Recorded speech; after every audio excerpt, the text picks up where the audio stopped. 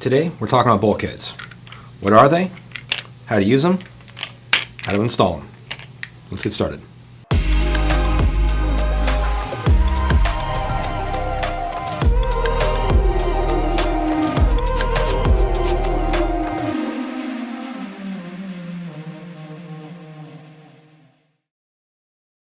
Hey guys, Jeff with Sacramento Koi here, and we're jumping in with bulkheads. So what is a bulkhead? Well, bulkhead's designed to be used anytime you're going to take a piece of pipe through a wall. You're not just going to take a hole saw, drill through that liner or a fiberglass tank, shove a piece of pipe through it, throw some duct tape on, and hope it works. Because guess what? It's not. You need to use a bulkhead for that. So as you transition through that wall, the bulkhead is designed to allow your external pipe to attach to here, and then continue through into the pond, either through another pipe or just open, giving you a watertight seal as you penetrate through that wall or floor and where your pipe connects to it. So that's what a bulkhead's for.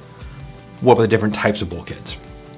The most common we see today are going to be a flange bulkhead, a compression bulkhead, and also what we call a hybrid bulkhead. So let's start with the flange.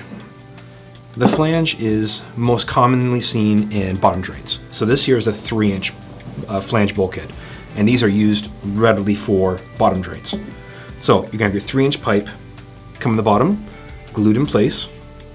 Your contour would then come down towards here, so all your debris would naturally run its way towards that bottom drain and be drawn out of the pond. To install it, you would remove the top lid, have your liner set across here, and then install the top ring. Only problem with this is your liner isn't going to give you your waterproof, watertight seal. You need a little extra in there. So what we would normally do would be, before you install this ring, smooth this out, cut a small hole in the middle here, about 2-inch in diameter, lift it up, put a whole bunch of silicone right behind the liner and the actual bulkhead itself. Squish it back down, take your ring down, line up your holes, and install your 6 screws.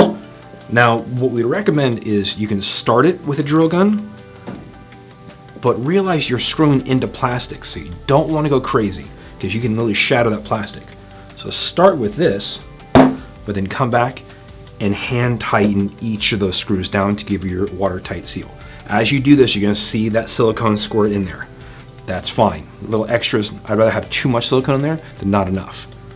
Once that silicone cures and dries, you can then come back with a razor and cut the remainder of that bulkhead out, of this liner out of the bulkhead, along with that silicone, clean it up, and now you're good to go. That's now sealed and installed wonderfully. So, what about compression bulkheads? How do they work? Well, compression bulkhead works just by doing that. It compresses against your wall. So in this situation here, you're going to have the nut, a spacer, and then up against here, you're actually going to have a thick rubber gasket. That's going to be the replacement of the silicone that we used on the flange bulkhead. Now, what you would typically do is, with your liner now in place on, say, a wall, and your pipe installed behind it, you would then cut a hole in the liner, push this through, then put your spacer on the back side of it, and then install your nut on the back of that. Screw it onto your fitting to the wall, tighten the nut up some more to get your tight compression, and then you're off and running. That seems like a lot of work for going through a piece of liner. Not because now you're reaching behind that and you have your pipe recessed in the wall. It's just gonna be very difficult. So we really don't like compression bulkheads for use with a liner. Where they really excel is like a fiberglass tank. Anything with a permanent external structure that you can get behind and work on. So on a fiberglass tank, now you're drilling your hole through the wall, you push the bulkhead itself through it, you have tons of room on the outside to install the spacer and tighten the nut up. And you're great. You can then install your pipe and run it on the outside with tons of access to it. Now, on a lot of times you have to be careful, because a lot of these, they are, for example, this nut here is reversed. So it's not righty-tighty, lefty-loosey. It's righty-loosey, lefty-tighty, which I still don't know why that's the case. If someone can explain it to me, I'd love to know. But be aware that if on some compression bulkheads, you're gonna have that left to tighten it. So just keep an eye open for that. Now this one here, this is a hybrid one that we love because it can kind of do both. You can actually run it through a tank, so it has this large nut in the backside here, designed to act like a compression of holding this in place, but it's still designed to be used with a liner, not necessarily on a fiberglass tank. So you put this against it, it would tighten it up against the tank. Now, if you're using just a liner and this is in your wall, you can take this and, well, get rid of it. Now, with this here, it's actually gonna be made up of the body. It's got a silicone gasket already in place, and then you have your faceplate. The thing we love about this one is it has this little notch in it. What that tells you is that when that notch lines up with these inserts, that the holes are in place. So as you press down against it and begin to turn, you'll feel it click in place. The great thing now is, so you put your liner against it, and as you press down and turn, you actually feel it click in place, meaning your holes are now lined up, and you can very easily install your 4 screws. Now, same thing, start with a drill gun, but finish off with a screwdriver. Now you've done all this work to give yourself a watertight seal, installing it against your liner. But you gotta make sure you get a watertight seal as it comes in the back. On these two here particularly, they're threaded on the back. On the flange, this one here, it's actually, you would actually glue your pipe into it. So it just depends on how you transition the pipe through. When it comes to threads, highly recommend using your, either it'll be a nipple or a pipe extender, 90-degree street elbow, whatever you're gonna use to thread in the back of it. Teflon tape has been a huge success for us, but it's a trick to it that you gotta make sure that you do and not overdo. So with Teflon tape, what we'd like to do is, if you hold, very easy way to install it, hold the fitting in your left hand with your right hand, put this against it and rotate it away from you. You go 1, 2, 3 loops. That's all you need. 3, maybe 4 at the most. 2, we've seen kind of leak. You start going more and you load up and load up and load up, it actually can be a detriment because now you're not sliding in all the way and you're getting this bulk buildup of stuff and you're not actually getting the threads all the way into the unit.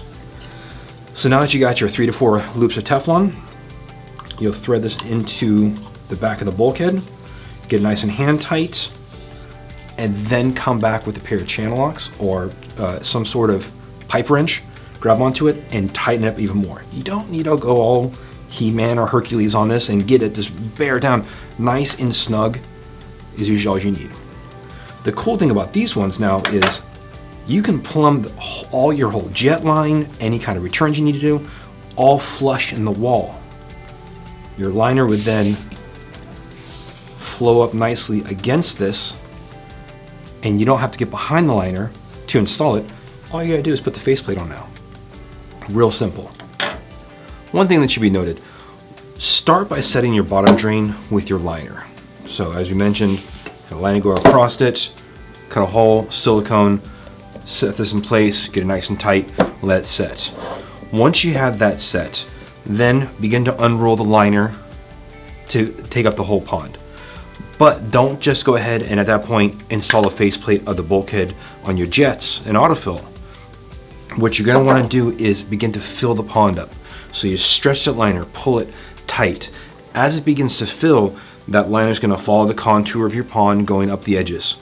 And then when you're about 6 inches below your bulkhead, install the faceplate of it. What we've seen happen in the past is that if people just install the bulkheads on the wall without stretching that liner, if you have too much liner, you're gonna end up with this big saggy flap right below there, which is gonna be unpleasant looking. The bigger problem though, if you don't give yourself enough slack, now as it fills, it begins to stretch and stretch and stretch, and we've seen it just shred the liner because this bulkhead won't let go. And now you end up having to take the faceplate off and repatch every single bulkhead hole on the upper section. And that's just a nightmare. So, set your bottom drain, unfold your liner, get it nice and kind of stretched out, begin to fill it, pulling all the wrinkles out of it. And as it goes up the wall, then when you're about 6 inches below, set your bulkhead. When it comes to a slip fitting, be aware of the material type you're using. If you're using an ABS bulkhead, an ABS pipe, no problem. You can use your ABS glue. PVC fitting, PVC pipe, PVC glue. However, if you occasionally be using an ABS fitting like this one here, and you want to glue PVC pipe into it, make sure you use an appropriate transition glue. A lot of times you can find at a local hardware store, it'll be a multi-purpose, and it'll even say to glue ABS to PVC. Make sure you do that. Otherwise, sometimes they won't, because you're not just trying to stick them together, you're trying to actually melt these two pieces of plastic together to give you your waterproof seal. So make sure you use appropriate material when gluing those together. So that's bulkheads. Very simple, very easy. Hope it was informative for you. See you next time.